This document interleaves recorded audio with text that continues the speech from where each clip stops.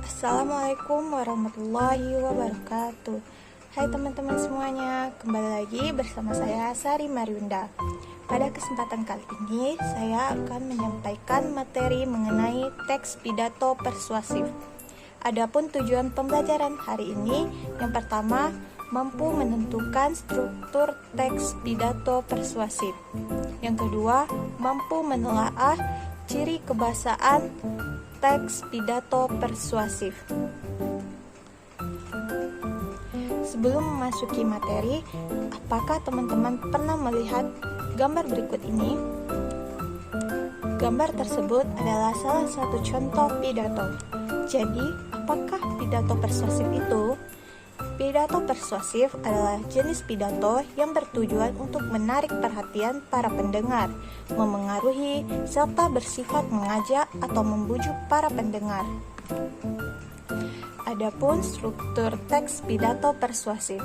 Pertama, pernyataan posisi, berupa pendapat atau sudut pandang penulis.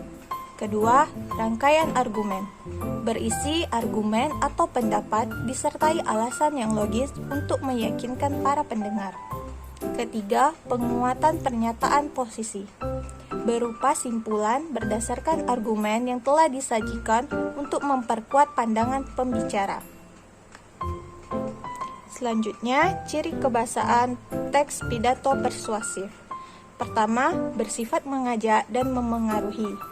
Kedua, dicirikan dengan adanya kata-kata persuasi atau bujukan, seperti ayo, mari, dan mendapat imbuhan lah. Ketiga, diakhiri dengan tanda seru. Keempat, memuat sejumlah pendapat dan fakta. 5. Dalam teks pidato persuasif, banyak menggunakan kata ganti kita, sebagai tanda bahwa tidak ada pembeda antara penulis dan pendengar. Dengan begitu, bujukan terhadap pembaca atau pendengar akan lebih kuat. 6. Menggunakan kalimat yang bersifat membangun. Ketujuh, menggunakan intonasi yang baik yang dapat mempersuasi para pendengar. Kedelapan, lafal harus jelas. Berikut ini contoh pidato mengenai bijak dalam menggunakan media sosial. Yang terhormat Bapak dan Ibu serta teman-teman yang saya cintai. Selamat pagi dan salam sejahtera untuk kita semua.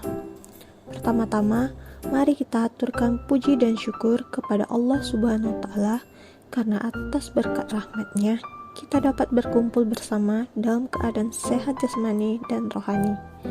Salat serta salam tidak lupa kita hadiahkan kepada junjungan alam Nabi besar Muhammad SAW dengan melafazkan Allahumma sholli ala Muhammad wa ala ali Muhammad. Berkat beliau kita bisa ada dari zaman yang gelap ke zaman yang terang ini. Pada pagi hari yang cerah ini, izinkan saya menyampaikan pidato saya mengenai bijak dalam menggunakan media sosial. Hadirin, pada saat ini teknologi telah berkembang pesat. Banyak hal yang dihasilkan dari perkembangan teknologi tersebut. Salah satunya yaitu media sosial. Saya yakin hampir semuanya telah memiliki media sosial, baik itu WhatsApp, Twitter, YouTube, ataupun Instagram. Terlebih lagi kaum muda saat ini. Hadirnya media sosial, banyak hal yang bisa dengan mudah kita lakukan. Misalnya, memudahkan kita untuk berkomunikasi dengan orang lain tanpa adanya batasan jarak. Selain itu, informasi dan berita juga dengan mudah kita dapatkan dari berbagai belahan dunia.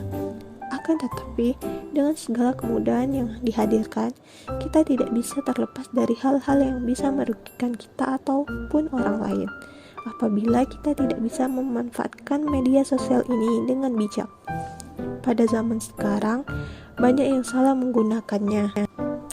Salah satunya yaitu menyebarkan ujaran kebencian.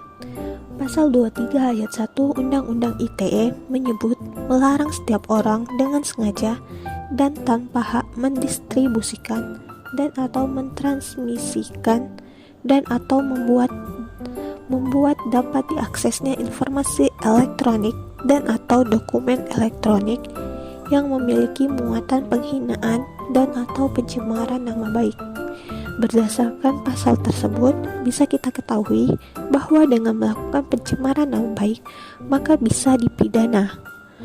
Ada pepatah saat ini terkenal yang menyatakan jempolmu harimaumu. Ini menunjukkan bahwa setiap yang kita ketik di media sosial bisa menjadi bumerang bagi kita dan orang lain apabila itu ada hal yang negatif. Oleh karena itu, demi kenyamanan bersama, hendaklah manfaatkan media sosial yang kita punya untuk sesuatu yang positif dan produktif. Marilah kita lebih bijak lagi dalam menggunakan media sosial. Demikianlah yang dapat saya sampaikan. Apabila terdapat kesalahan dalam penyampaian, saya mohon maaf. Saya akhiri. Wassalamualaikum warahmatullahi wabarakatuh. Sebagai evaluasi, silakan teman-teman tentukan struktur dan ciri kebahasaan teks pidato persuasif yang telah saya sampaikan tadi. Selamat mengerjakan. Saya akhiri. Wassalamualaikum warahmatullahi wabarakatuh.